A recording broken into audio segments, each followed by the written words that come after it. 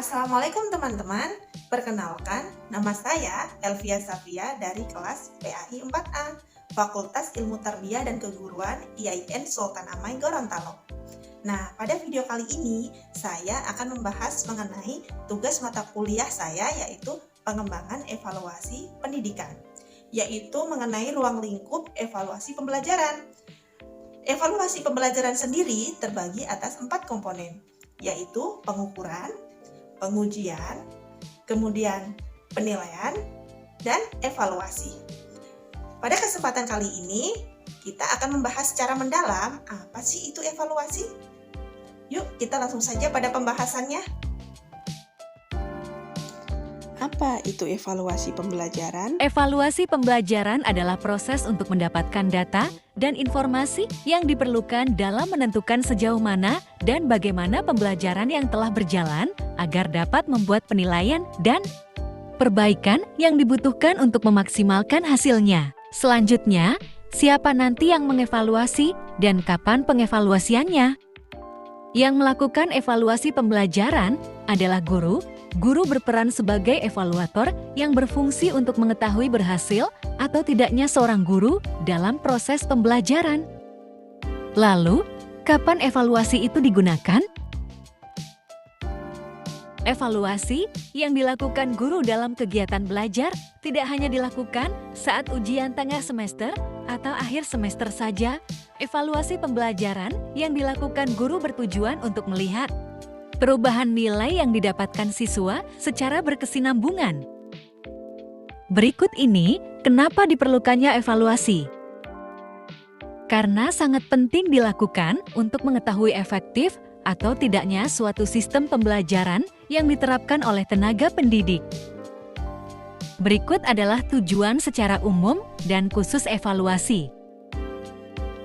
Secara umum, evaluasi bertujuan untuk memperoleh data pembuktian yang menjadi petunjuk tentang tingkat kemampuan dan keberhasilan dalam pencapaian tujuan setelah proses pembelajaran dan juga untuk mengetahui efektivitas metode pembelajaran yang digunakan dalam proses pembelajaran. Sedangkan secara khusus, evaluasi bertujuan untuk merangsang peserta didik dalam menempuh atau mengikuti pembelajaran. Juga untuk menemukan faktor-faktor penyebab gagal atau keberhasilan siswa dalam mengikuti proses pembelajaran.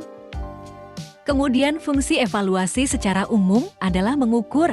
Dalam hal ini, evaluasi berfungsi untuk mengukur tingkat keberhasilan suatu program termasuk metode yang dipakai, penggunaan sarana, dan pencapaian tujuan. 1. Alat untuk mengetahui tercapai tidaknya tujuan instruksional. 2. Umpan balik bagi perbaikan proses belajar mengajar. 3. Dasar dalam menyusun laporan kemajuan belajar siswa kepada para orang tua. Fungsi evaluasi secara umum selanjutnya yaitu untuk menunjang penyusunan rencana pembelajaran dan juga untuk menyusun rencana pelaksanaan pembelajaran. Fungsi evaluasi secara khusus meliputi 1. Secara psikologis. 2. Secara didaktis. 3. Secara administratif, secara psikologis. Bagi pendidik, yaitu untuk mengenal kepastian dan status dirinya, sementara bagi siswa, yaitu untuk kapasitas hasil usahanya.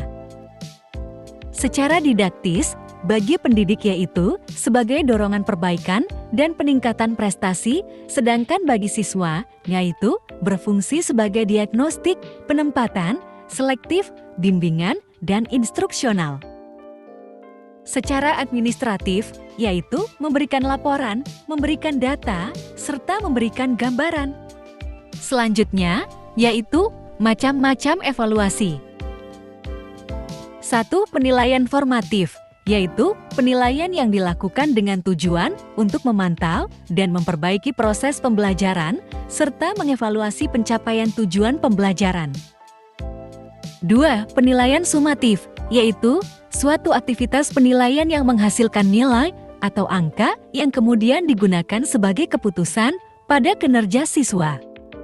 3. Evaluasi diagnostik, yaitu evaluasi yang memiliki penekanan khusus pada penyembuhan kesulitan belajar siswa yang tidak terpecahkan oleh formula perbaikan yang biasanya ditawarkan dalam bentuk evaluasi formatif oleh guru.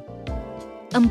Evaluasi selektif, yaitu evaluasi yang digunakan untuk memilih siswa yang paling tepat dan sesuai dengan kriteria program kegiatan tertentu.